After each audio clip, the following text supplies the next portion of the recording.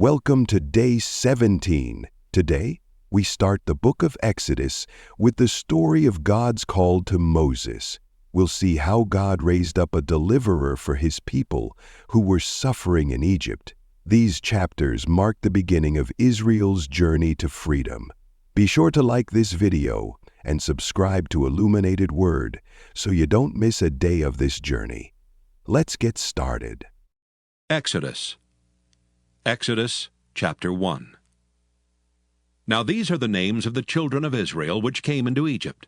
Every man in his household came with Jacob: Reuben, Simeon, Levi, and Judah; Issachar, Zebulun, and Benjamin; Dan and Naphtali, Gad and Asher.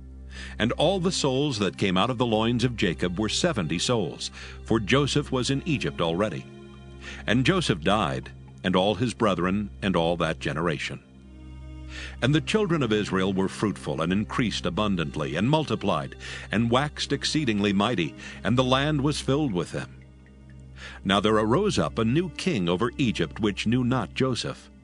And he said unto his people, Behold, the people of the children of Israel are more and mightier than we. Come on, let us deal wisely with them, lest they multiply, and it come to pass that when there falleth out any war, they join also unto our enemies, and fight against us, and so get them up out of the land. Therefore they did set over them taskmasters to afflict them with their burdens, and they built for Pharaoh treasure cities, Pithom and Raamses. But the more they afflicted them, the more they multiplied and grew, and they were grieved because of the children of Israel. And the Egyptians made the children of Israel to serve with rigor. And they made their lives bitter with hard bondage, in mortar and in brick, and in all manner of service in the field. All their service wherein they made them serve was with rigor. And the king of Egypt spake to the Hebrew midwives, of which the name of the one was Shiphrah, and the name of the other Puah. And he said, When ye do the office of a midwife to the Hebrew women, and see them upon the stools, if it be a son, then ye shall kill him. But if it be a daughter, then she shall live. But the midwives feared God, and did not as the king of Egypt commanded them, but saved the men children alive. And the king of Egypt called for the midwives, and said unto them, Why have ye done this thing, and have saved the men children alive? And the midwives said unto Pharaoh, Because the Hebrew women are not as the Egyptian women, for they are lively, and are delivered ere the midwives come in unto them. Therefore God dealt well with the midwives, and the people multiplied and waxed very mighty. And it came to pass, because the midwives feared God, that he made them houses. And Pharaoh charged all his people, saying, Every son that is born ye shall cast into the river, and every daughter ye shall save alive. Exodus chapter 2. And there went a man of the house of Levi, and took to wife a daughter of Levi. And the woman conceived and bare a son, and when she saw him that he was a goodly child, she hid him 3 months. And when she could not longer hide him, she took for him an ark of bulrushes, and daubed it with slime and with pitch, and put the child therein. And she laid it in the flags by the river's brink. And his sister stood afar off to wit what would be done to him. And the daughter of Pharaoh came down to wash herself at the river, and her maidens walked along by the river's side. And when she saw the ark among the flags, she sent her maid to fetch it. And when she had opened it, she saw the child, and behold, the babe wept. And she had compassion on him, and said, This is one of the Hebrews' children.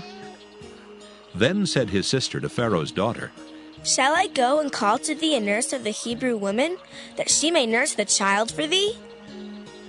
And Pharaoh's daughter said to her, Go. And the maid went and called the child's mother. And Pharaoh's daughter said unto her, Take this child away and nurse it for me, and I will give thee thy wages. And the woman took the child and nursed it. And the child grew, and she brought him unto Pharaoh's daughter, and he became her son. And she called his name Moses. And she said, Because I drew him out of the water. And it came to pass in those days when Moses was grown, that he went out unto his brethren, and looked on their burdens. And he spied an Egyptian smiting an Hebrew, one of his brethren.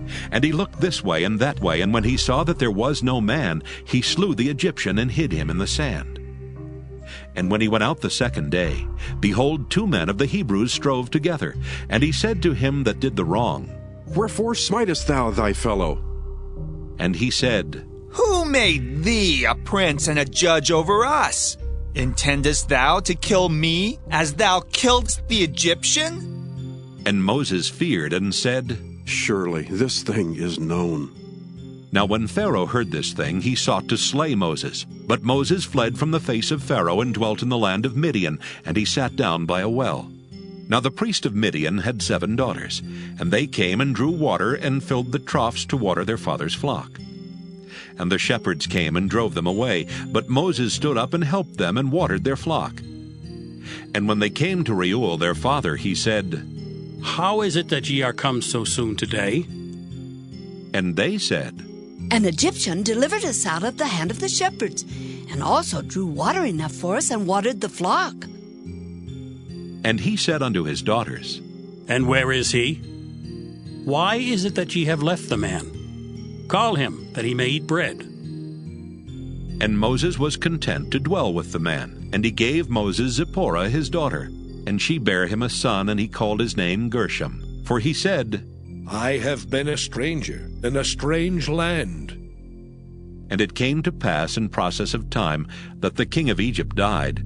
And the children of Israel sighed by reason of the bondage, and they cried, and their cry came up unto God by reason of the bondage.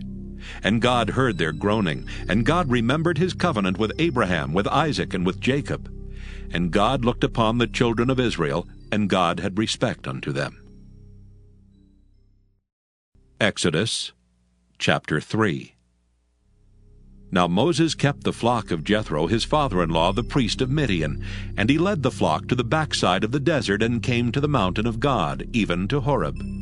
And the angel of the Lord appeared unto him in a flame of fire out of the midst of a bush. And he looked, and behold, the bush burned with fire, and the bush was not consumed.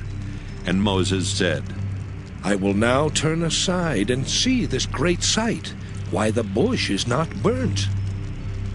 And when the Lord saw that he turned aside to see, God called unto him out of the midst of the bush, and said, Moses, Moses. And he said, Here am I. And he said, Draw not nigh hither. Put off thy shoes from off thy feet, for the place whereon thou standest is holy ground. Moreover he said, I am the God of thy father, the God of Abraham, the God of Isaac, and the God of Jacob. And Moses hid his face, for he was afraid to look upon God. And the Lord said, I have surely seen the affliction of my people which are in Egypt, and have heard their cry by reason of their taskmasters, for I know their sorrows. And I am come down to deliver them out of the hand of the Egyptians, and to bring them up out of that land unto a good land and a large, unto a land flowing with milk and honey, unto the place of the Canaanites, and the Hittites, and the Amorites, and the Perizzites, and the Hivites, and the Jebusites.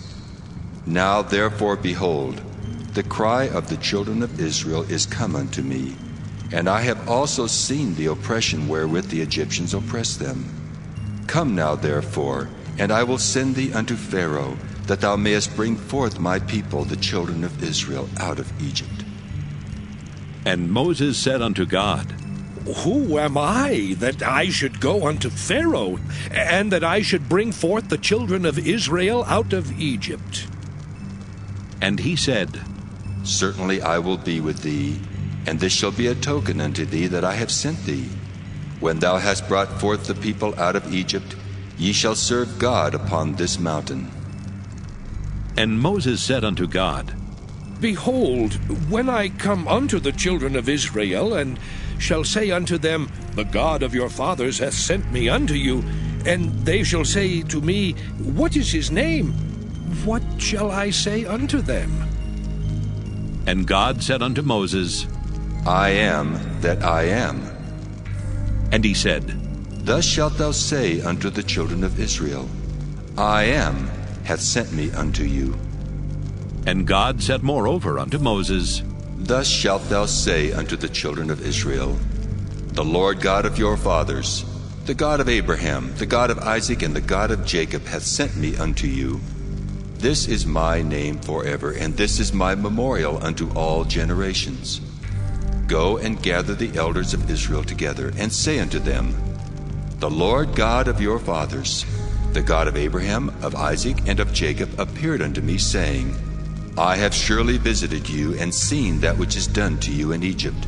And I have said, I will bring you up out of the affliction of Egypt unto the land of the Canaanites, and the Hittites, and the Amorites, and the Perizzites, and the Hivites, and the Jebusites, unto a land flowing with milk and honey. And they shall hearken to thy voice, and thou shalt come, thou and the elders of Israel, unto the king of Egypt. And ye shall say unto him, The Lord God of the Hebrews hath met with us. And now let us go, we beseech thee, 3 days' journey into the wilderness, that we may sacrifice to the Lord our God. And I am sure that the king of Egypt will not let you go, no, not by a mighty hand. And I will stretch out my hand, and smite Egypt with all my wonders, which I will do in the midst thereof, and after that he will let you go. And I will give this people favor in the sight of the Egyptians. And it shall come to pass that when ye go, ye shall not go empty. But every woman shall borrow of her neighbor, and of her that sojourneth in her house, jewels of silver, and jewels of gold, and raiment. And ye shall put them upon your sons and upon your daughters, and ye shall spoil the Egyptians.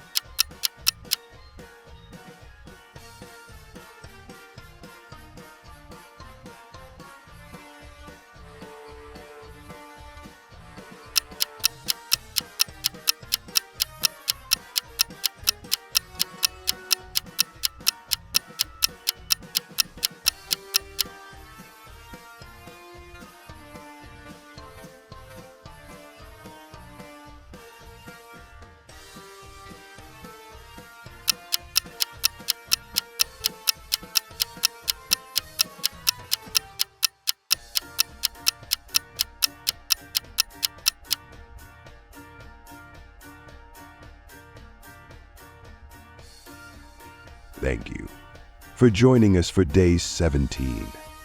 Moses' encounter with God at the burning bush is a powerful reminder of God's presence and calling in our lives. What lesson from Exodus 1:3 impacted you? Share in the comments below. And don't forget to like, share, and subscribe. See you tomorrow for day 18.